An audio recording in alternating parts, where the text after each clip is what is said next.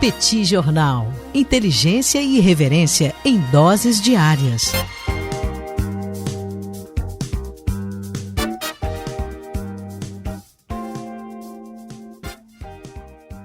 Olá, gente. Bem-vindos, bem-vindas ao Petit Jornal. Esse é o bate-papo número 1095.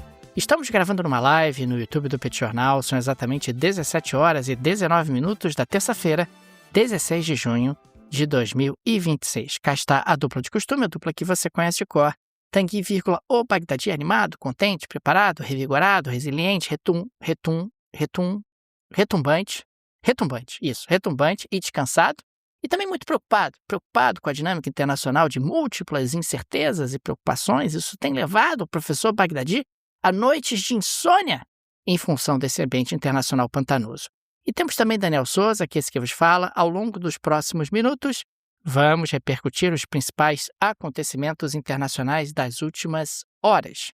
Como vai, professor Bagdadi? Tudo bem? Vamos a isso? Tudo bem, Daniel Souza, com S. Vamos lá para esse bate-papo 1095. Um prazer estar aqui mais uma vez. Uma honra ter todos vocês que estão nos ouvindo na audiência para acompanhar as loucuras. E hoje vai ser especial, viu? As loucuras que acontecem por aí.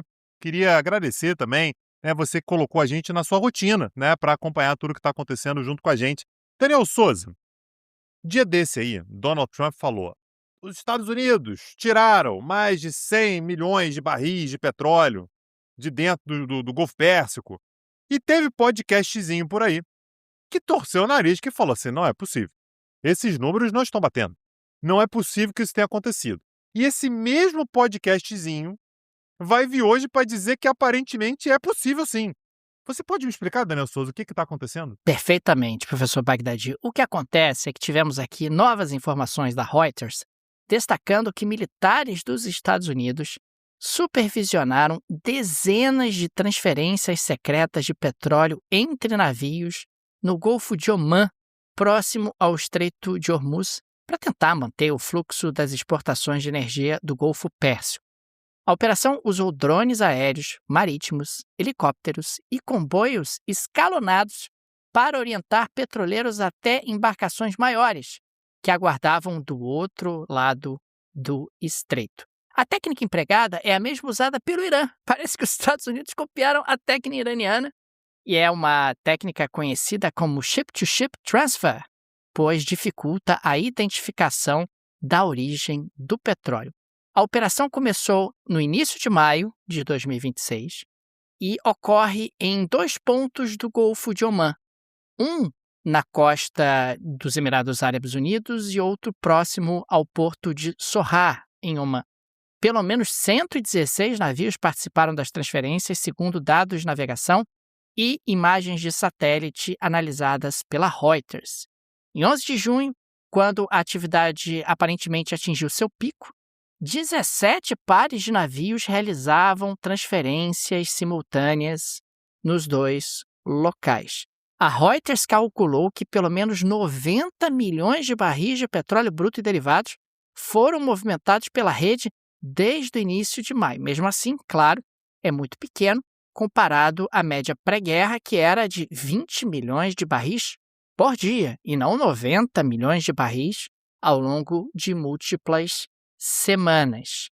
Aliás, nós tivemos recentemente um helicóptero que foi abatido, um helicóptero americano, e aparentemente esse helicóptero participava justamente dessa operação. A operação ela foi controlada pelos militares dos Estados Unidos, segundo 8 fontes, incluindo uma empresa privada de segurança envolvida nas transferências.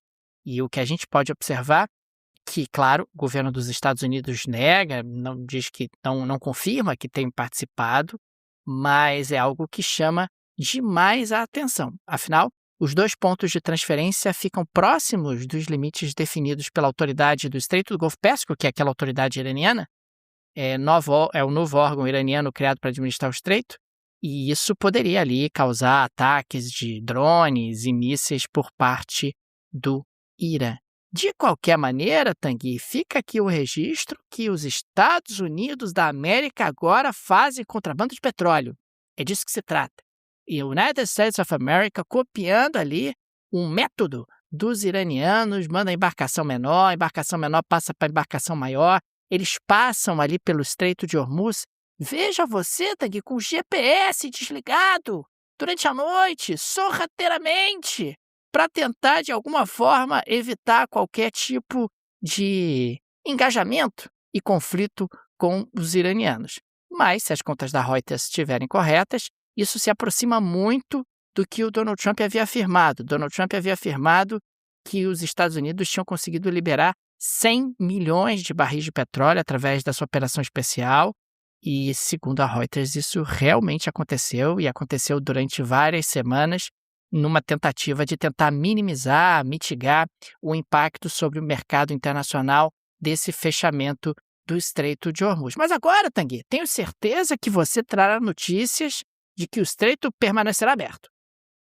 Você trará notícias da maiúscula vitória dos Estados Unidos da América através desse acordo que foi conseguido nas últimas horas. Um acordo que fará com que os Estados Unidos saiam numa posição fortalecida em relação ao que tinham antes da guerra, não é isso? Ô, Daniel, o acordo foi anunciado no domingo, tá? Domingo, o acordo saiu e tal, temos um acordo e tudo. O acordo ele vai ser finalmente assinado, né, finalizado agora na sexta-feira. A gente está gravando esse episódio aqui na terça, né, dia 16. Então a expectativa é que na sexta-feira agora a gente tenha a assinatura final do acordo e abre-se o período de 60 dias até você fechar o acordo final. É aquele negócio, Daniel, você manda o arquivo, você fala assim, não, esse aqui é o arquivo final. Mas ele tem o final, aí você tem o final mesmo. Esse é o verdadeiro final. Então, a expectativa é que em 60 dias, né, depois da assinatura desse acordo agora na sexta, a gente tenha a finalização dos termos definitivos da paz entre Estados Unidos e Irã. E a gente não teve acesso ainda ao acordo final. Segundo o próprio Donald Trump, ao longo dos próximos dias, isso vai ser liberado. Espera aí, mais dia, menos dia, a gente libera os termos do acordo. Mas, pouco a pouco, Daniel, me parece que é meio que para ir amaciando, para o pessoal já ficar sabendo o que aconteceu. A gente ficou sabendo de mais alguns detalhes acerca do acordo que foi alinhavado, né? A gente pode colocar assim, na última sexta-feira. Um desses termos me chamou muita atenção, Daniel, que é uma tentativa de criar um incentivo econômico tanto para os Estados Unidos quanto para o Irã para finalizar, de fato, aquele acordo depois de 60 dias, tá? Então a gente precisa ter uma forma aqui de os olhinhos, tanto dos Estados Unidos quanto do Irã, brilharem e finalmente a gente fechar esse acordo. Portanto, fontes com conhecimento direto das tratativas revelaram a Reuters, mais uma vez ela. E de novo, tá, gente? Pode ter pessoal que fala assim, mas eu não acredito na Reuters. Beleza, não tem problema. A gente realmente não tem como confirmar. A gente tem que acreditar na Reuters. E normalmente quando tem algumas fontes mais importantes aí, quando anuncia porque alguma coisa tem, tá? Então essas fontes falaram para a Reuters que o rascunho do acordo prevê a estruturação de um fundo privado de investimento de 300 bilhões de dólares voltado para a economia iraniana. Ou tem que, peraí, pela ordem. 300 bilhões de dólares, é isso mesmo? O PIB iraniano, rapaz, ele, segundo as estimativas mais recentes, está ali na casa de 360, 370 bilhões de dólares. Então a gente está falando quase de um PIB iraniano inteiro para a reconstrução do país. Então, os Estados Unidos estão se dispondo a pagar a conta da guerra, é isso? Então, os Estados Unidos tentaram fazer a coisa de uma forma que não parecesse exatamente isso. Num primeiro momento das negociações, o Irã tinha exigido 400 bilhões de dólares dos Estados Unidos a título de compensação e reparação por danos materiais. Os Estados Unidos falaram assim, Irã, aí eu não posso. Não posso. Tu é meu inimigo, a gente se odeia, a gente está negociando aqui, eu não posso, depois de te atacar, te pagar 400 bilhões de dólares. Aí o Irã falou, então a gente vai ter que dar outro jeito. Vamos ver aí uma outra maneira disso aqui acontecer. Então qual foi o arranjo? Não serão 400 bilhões, serão apenas 300. Aí tudo bem, né, Daniel? É 300 bilhões. E isso não virá do governo dos Estados Unidos. Vai ser batizado provisoriamente de Fundo de Reconstrução e Desenvolvimento e foi desenhado como um veículo de investimento estritamente privado. Ou seja, os Estados Unidos falam assim, não sou eu que vou colocar o dinheiro, mas eu vou incentivar que empresas coloquem essa grana Então, o Irã vai receber esse investimento na casa de 300 bilhões de dólares, como forma, Daniel, e essa é a justificativa, de destravar o potencial crescimento do Irã. E aí, a lógica é, para a empresa privada, talvez valha a pena. Tem risco? Pô, claro que tem. Mas é um risco que você tem de, por outro lado, né, para além do risco, a possibilidade de você colocar dinheiro numa economia que tem muito a crescer. É uma economia que tem uma quantidade inacreditável de gás natural, inacreditável de petróleo, tem uma população grande, jovem, bem educada. Então a lógica é, se a economia iraniana voltar a crescer, a tendência é que esse dinheiro ele seja remunerado, né, com uma certa rapidez. Então a ideia é você fazer investimento em energia, logísticas, manufatura, transportes. Você ajude, portanto, a destravar uma economia que está sancionada, que está atrasada há muito tempo. Então, os Estados Unidos, dessa maneira, dizem, olha, não fui eu que coloquei a grana, a empresa privada que está colocando, são empresas privadas que estão colocando. Segundo as informações, metade desse dinheiro já teria sido comprometido, ou seja, já teria 150 bilhões de dólares já meio garantidos, que estariam ali para entrar, vindo de empresas dos Estados Unidos, estados do Golfo, né, países do Golfo, países asiáticos, países latino-americanos e tal, alguns países como Coreia do Sul, Japão, Singapura, Malásia, empresas dos próprios Estados Unidos colocariam essa grana, e os Estados Unidos estão dizendo, olha, não foi eu que coloquei, foi empresa privada, o Irã também fica feliz porque vai receber essa grana. Agora, é a cenourinha lá na frente. Só vai ter acesso a essa grana depois que o acordo for finalizado, depois dos 60 dias. Então, seria um incentivo tanto para os Estados Unidos e essas empresas, quanto para o próprio Irã finalizar o acordo lá na frente. Vamos ver, Daniel, é um arranjo curioso porque o Irã, no fim das contas, ganhou 300 bilhões de dólares. Foi atacado, claro, óbvio que isso tem consequências sérias, mas na prática o Irã conseguiu, de uma forma, controlar ainda mais o Estreito de Hormuz e ainda receber 300 bilhões de dólares como forma de destravar a sua economia. É claro que quando a gente faz essa constatação, isso aqui não é uma relativização do regime iraniano, a gente está falando de uma ditadura brutal, que trata mulheres como cidadãs de segunda categoria, que mata seus cidadãos por motivações políticas, que é um dos recordistas mundiais de pena de morte. Mas quando a gente olha para o que aconteceu no conflito no Oriente Médio, o Irã é o grande vencedor. Controla, de fato, o Estreito de Hormuz, e mesmo que o estreito permaneça aberto, mesmo que eles não cobrem tarifas, ou impostos, ou taxas, ou seja lá o que for, eles podem fazê-lo a qualquer momento, o regime permaneceu de pé, e agora a gente está falando na prática de compensações de guerra, é disso que se trata. Compensações de guerra são pagas por quem é derrotado, ou por quem joga o boné, dentro de um contexto como esse. E a gente vinha destacando aqui que os Estados Unidos davam todos os sinais de que estavam prontos para tirar o boné, prontos para sair da guerra por conta dos impactos econômicos que o fechamento do Estreito de Hormuz acabou causando. Impactos inflacionários, impactos sobre taxa de juros, impactos sobre a atividade econômica, impactos sobre a popularidade do presidente Trump. Nesse sentido, os iranianos saem fortalecidos e os americanos saem derrotados. E por falar em oportunidades econômicas, Daniel, que aparecem por aí, você que está me ouvindo tem uma baita oportunidade também, porque tem um link da Insider pingando, quicando, Daniel Souza, na descrição desse episódio. Clicando nesse link aí, você vai dar uma olhada em tudo que a Insider te oferece e você tem tudo que você precisa para enfrentar o rigoroso inverno que se abate sobre o Brasil nesse momento. Estou falando isso porque no Rio de Janeiro está fazendo friozinho. Eu fico imaginando no restante do Brasil, Daniel. Rio de Janeiro é uma cidade conhecida pelo seu calor, né? Então, se você precisa refazer o seu guarda-roupa, ter peças, aliás, que te permitam tanto se proteger do frio, mas sejam roupas bonitas também, não aquelas roupas pesadas, né, Daniel? Aquelas roupas que às vezes não combinam com diferentes ambientes ou com diferentes momentos do seu dia. Tem tudo lá na Insider Store, com desconto. Aliás, o desconto do cupom, né, do link que está na descrição desse episódio, se soma aos descontos do próprio site, não perde essa oportunidade. A Insider Store tem uma coleção cada vez maior, diversificada, com cores diferentes, tamanhos diferentes para homem e para mulheres. Não perde essa oportunidade. O link está na descrição desse episódio. Avançando para a próxima pauta, Tanguy, nós temos novos dados divulgados pelo Escritório Nacional de Estatísticas da China. E o que esses dados revelam é uma economia cada vez mais desigual. Fábricas aceleradas de um lado, demanda doméstica enfraquecendo do outro.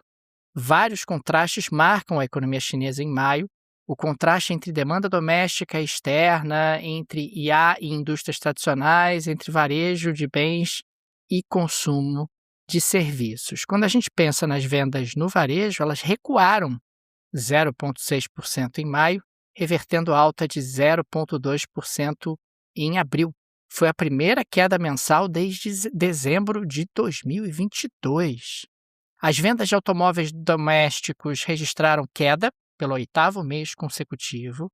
Os gastos dos viajantes no feriado do Dia do Trabalho em maio foram considerados mornos. Agora, a produção industrial ela cresceu 4,5% em maio em comparação anual, acima dos 4,1% de abril e acima das expectativas de 4,3%. A fabricação de alta tecnologia avançou 15,1% em maio, impulsionada pelo surto global de investimentos em inteligência artificial, ajudando a China a compensar os impactos da guerra no Irã sobre as exportações. Os investimentos em ativos fixos, o investimento realmente em capital fixo, caiu 4,1% nos 5 primeiros meses de 2026.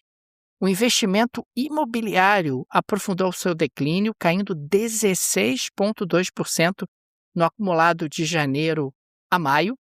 E a gente está falando aí de preços de novas residências caindo num ritmo ligeiramente mais rápido em maio, o que também chama atenção, quer dizer, o mercado imobiliário chinês continua enfrentando uma crise que não é pequena. Ou seja, estamos falando de uma China que continua crescendo, puxada pela inteligência artificial, investimentos em inteligência artificial e também produção industrial. Produção industrial que tem como destino as exportações. Ou seja, a China precisa do mercado externo para manter as exportações acontecendo, para escoar essa produção industrial que está em crescimento.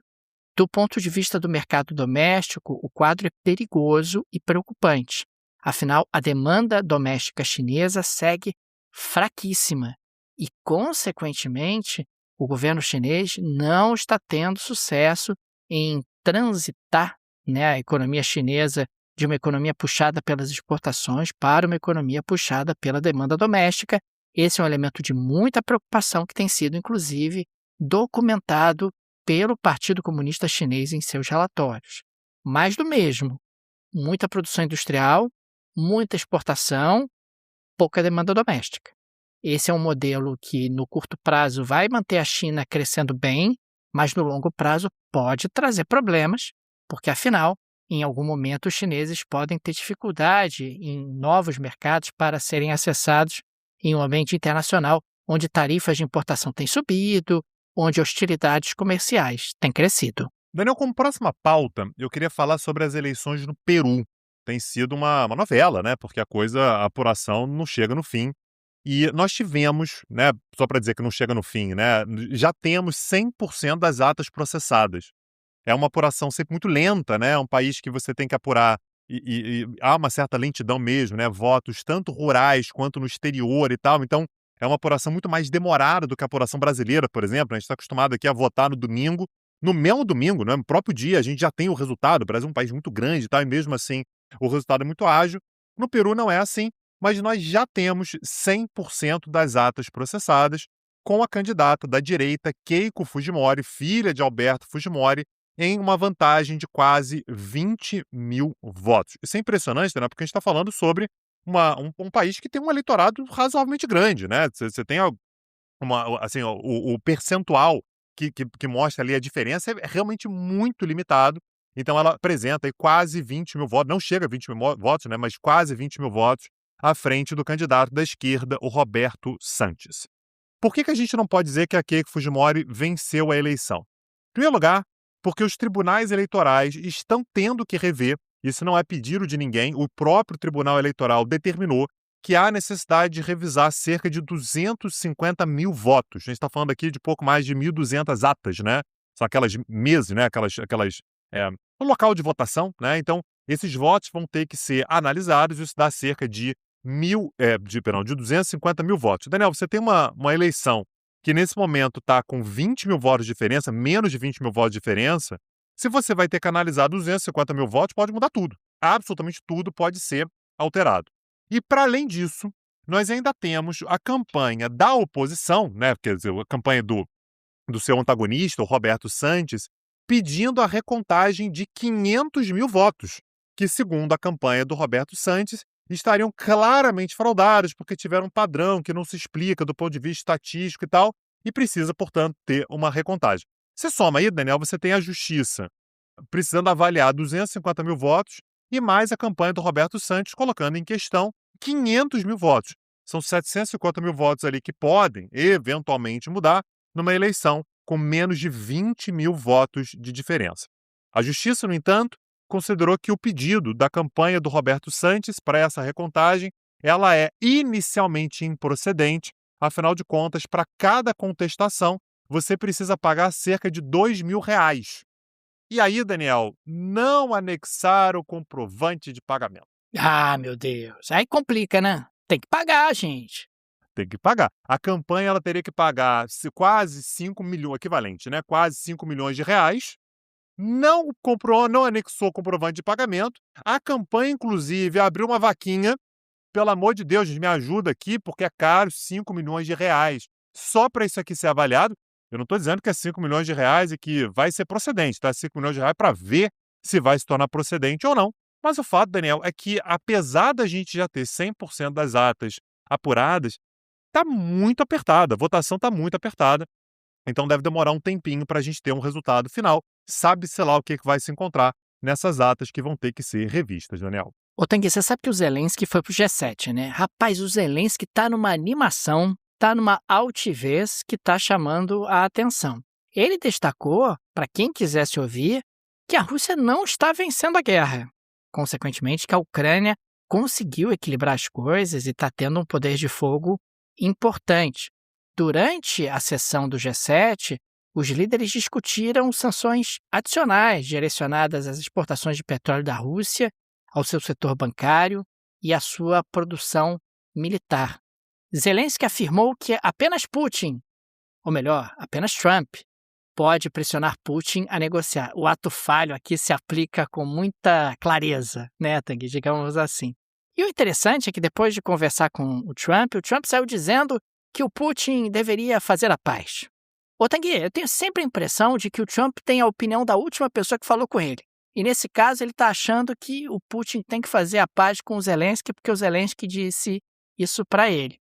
Os Estados Unidos teriam aí concordado em aumentar o fornecimento de mísseis Patriot à Ucrânia, ou seja, você estaria tendo aí uma recuperação da ajuda militar ucraniana, ou melhor, da ajuda militar dos Estados Unidos à Ucrânia.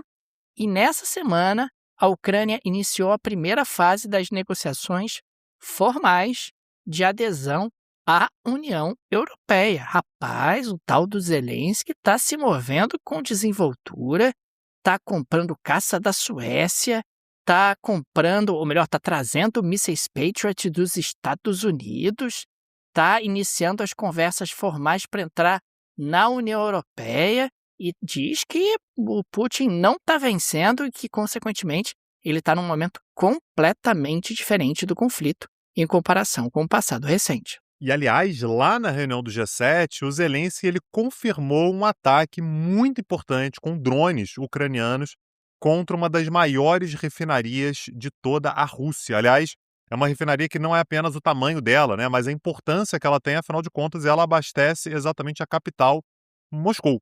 Então, a refinaria de petróleo de Kapotnia, que é posse, né, enfim, é de propriedade da estatal russa, né, da Gazprom Neft, foi atacada. E, Daniel, eu fui dar uma olhada no tamanho, né, dessa refinaria, um negócio meio inacreditável. Para começar, que foi um ataque bem sucedido a 500 quilômetros da fronteira. Então, uma coisa ousada, uma coisa que tem dado certo, que tem trazido problemas para a Rússia. E a gente está falando, Daniel, sobre uma refinaria que foi atingida especificamente no terminal que refina a maior quantidade de petróleo daquela refinaria. Então, já é uma refinaria grande e foi atingida exatamente a parte mais sensível. O módulo danificado, Daniel, responde sozinho por cerca de 53% de toda a capacidade de produção, né, de petróleo, né, de refino de petróleo dessa refinaria, o que significou a paralisação total e imediata das operações do complexo. Parou tudo, Daniel, parou tudo. Isso significa, portanto, que você para a produção de combustível de uma refinaria que abastece exatamente a capital. A planta processa uma média superior a 11,6 milhões de toneladas de petróleo bruto anualmente e injeta 40% de toda a gasolina, 40% de toda a gasolina utilizada na região metropolitana de Moscou e metade do óleo diesel que abastece a frota de transportes e logística local. O impacto disso é muito grande, não apenas econômico, claro que o impacto econômico é grande, mas o impacto no sentido também de vulnerabilidade. Os moscovitas, a população de Moscou, vai sofrer isso na pele. E não é uma novidade. Analistas de mercado apontam que quase 30% de toda a capacidade de refino da Rússia está atualmente fora de combate devido aos danos acumulados por bombardeios. Daniel, a gente está falando sobre um país que é um enorme produtor de energia, que processa, que refina uma quantidade inacreditável de petróleo. Quando você tem 30% dessa energia que não está sendo refinada, das refinarias que não estão podendo processar, é uma vitória muito grande para o Zelensky. O Zelensky falou sobre isso no G7, no sentido também de falar, tá vendo aí? Eu estou conseguindo, vocês precisam me ajudar, porque eu estou conseguindo, eu estou tendo êxito. Esse é um ataque a 500 quilômetros da fronteira. Naturalmente é um momento no qual, a gente já falou, o Zelensky ele vai ter muita dificuldade de vencer a guerra, mas ele está tentando não perder e gerar danos muito grandes, muito graves contra a Rússia. E está conseguindo, viu, Daniel? Não é pouca coisa quando você consegue anunciar um ataque exitoso como esse. Tanguy, podemos avançar para a geleia da Shakira de hoje, para terminar com uma nota um pouco mais leve o nosso episódio? Precisamos, Daniel. Conta para mim. Tanguy, eu vou trazer um pupurri de fofocas do G7. A gente descobre, ao olhar as internas, que essas lideranças, Tanguy, é tudo um monte de quinta série, é tudo um monte de adolescente, é todo um monte de gente que fica fazendo bullying com os colegas e, eventualmente, se colocando em situações embaraçosas ou não. A primeira notícia desse pupurri é que o Macron resolveu presentear todos os líderes do G7 com bicicletas personalizadas para promover o Campeonato Mundial de Ciclismo previsto para o próximo ano nos Alpes franceses. Só tem um problema. O Trump é conhecido por odiar bicicletas.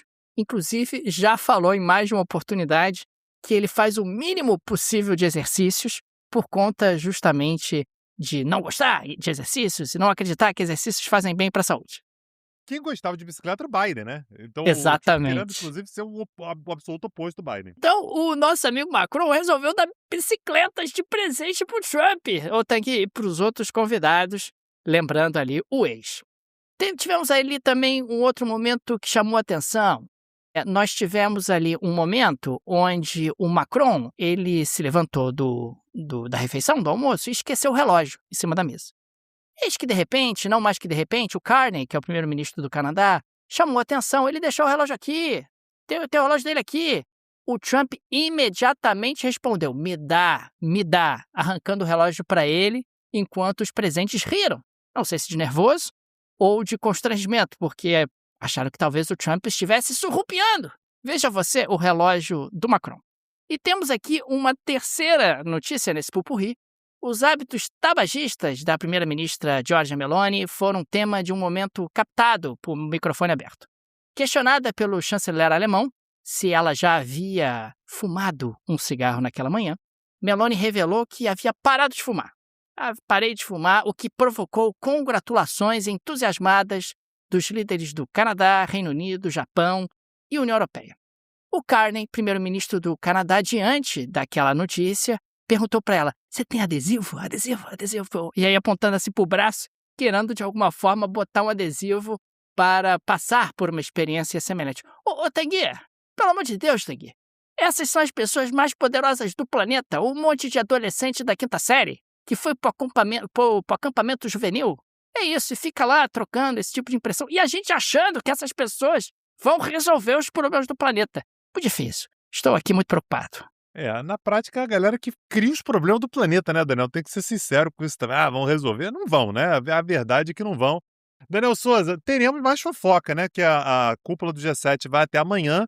Eu acho que eu comentei sobre isso ontem, né? O Macron, ele estava preocupado do Trump ir embora. E aí, arrumou um jantar. Daniel, tipo assim, gente, quem ficar até o final vai ganhar lanche, tá? Vai ter brinde, hein? Quem aguardar até o final vai ter brinde. Vai ter no final vai ter sorteio. Quem for embora não vai ter acesso ao sorteio. Para ver se o Trump não fica entediado. É literalmente isso.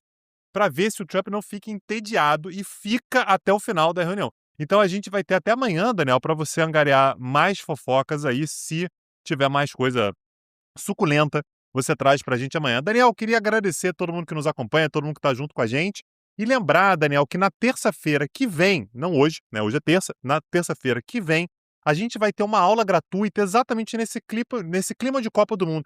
Vamos falar, Daniel Souza, sobre Dona FIFA. Dona FIFA, ô Dona FIFA, como é que você ficou poderosa assim, Dona FIFA? Ô Dona FIFA, como é que a senhora ficou rica assim, Dona FIFA? Que história é essa? Como é que pode ser poderosa desse jeito? Como é que pode você se colocar nessa situação? Tudo isso vai ser abordado lá nessa aula gratuita, no YouTube do Petit Jornal. Aliás, fica aqui o pedido, se você curte o Petit Jornal, vê lá se você se inscreveu, né? Se você é assinante do canal, é gratuito, né? Claro, assinante do canal do Petit Jornal no YouTube. É uma maneira também de você conhecer o nosso projeto de aulas e cursos. Acessa lá petcursos.com.br para ver tudo que a gente já desenvolveu por lá, Daniel. Fica aqui também o nosso agradecimento aos apoiadores e apoiadoras do Petit Jornal, vocês que ajudam a manter o nosso projeto de pé. Fica nosso carinho, nosso abraço, nosso muito obrigado a cada um de vocês. O Petit é uma mídia pequena, não tem aí o suporte de um conglomerado ou de uma grande produtora, é um trabalho bastante artesanal e por isso a ajuda de nossos apoiadores é de fundamental importância e por isso sempre registramos aqui o nosso agradecimento. Fica também o convite, se você gosta do nosso projeto, se ele faz diferença na sua rotina, considere nos apoiar. No descritivo desse episódio tem várias alternativas. Tem a chave Pix, que é uma forma prática e instantânea de apoiar o Petit Jornal. Você pode, inclusive, ativar o Pix recorrente, chave Pix no descritivo. Tem o link do Apoia-se e do Patreon. Tenho certeza que uma dessas alternativas será confortável para você. É isso, Daniel Souza. Amanhã estamos de volta. Um abraço. Até a próxima. Valeu. Tchau, tchau. Petit Jornal. Inteligência e irreverência em doses diárias. Acesse www.petitjornal.com.br.